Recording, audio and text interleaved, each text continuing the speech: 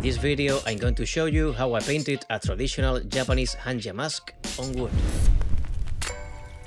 The idea for this project came from my fascination with the Japanese culture, especially with the Hannya masks. These masks are used in No theater, a classical form of Japanese drama that dates back to the 14th century. The masks represent the faces of female demons or spirits who are tormented by jealousy, anger, or sorrow. They have a terrifying appearance with horns, sharp teeth, and piercing eyes. However, they also express a range of emotions, from rage to sadness, depending on the angle and the light. They are considered a symbol of the complexity and depth of human feelings. I wanted to create my own version of a Hannya mask, using wood as the base material and acrylic paints as the medium. I also wanted to cut the wood with the shape of the mask, to make it more realistic and three-dimensional.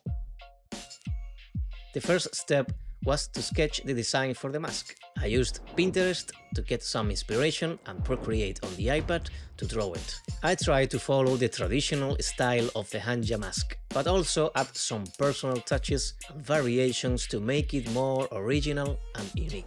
If you like the design, the digital version of the drawing is available for selling in my t-shirt shop, where you can find a lot of Japanese-inspired designs.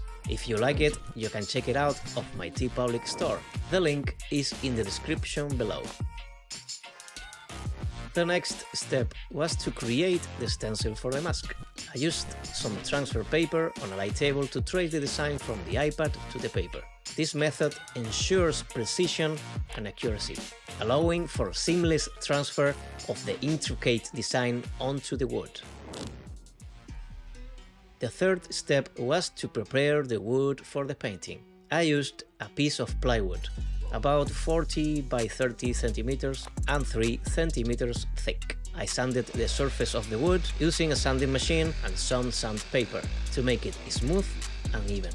Then I transferred the drawing to the wood, using a pen and the stencil. I placed the stencil on the wood. I used some tape to secure it and prevent it from moving.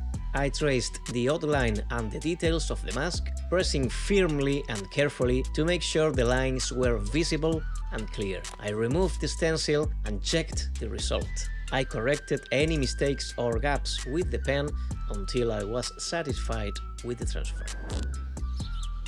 The fourth step was to cut the wood with the shape of the mask. I used a jigsaw, which is a power tool that can cut curves and angles on wood. It was my first time using it, so I had to be careful and follow some safety precautions. I also clamped the wood to a workbench to keep it stable and secure. I had to proceed with caution, taking my time to ensure precise cuts without damaging the wood. After I finished cutting, I sanded again all the edges and the details of the mask, using an electric sanding machine.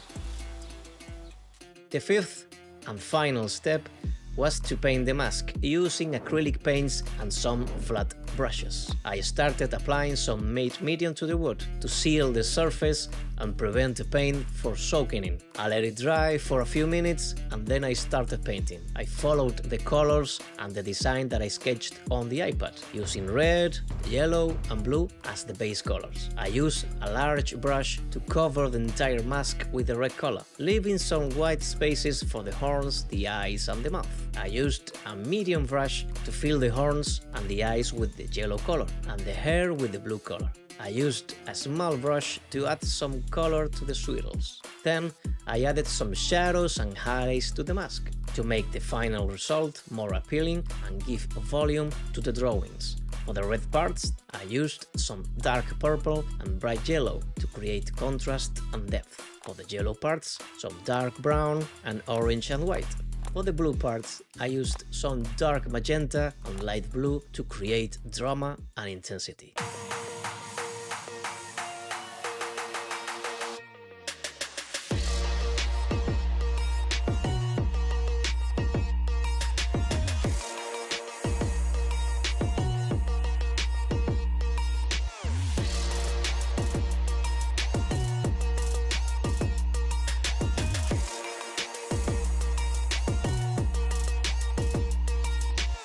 Now I want to recommend you another video where I recycle some empty spray cans with some graffiti letters and Japanese characters. It's one of my most fun and colorful projects.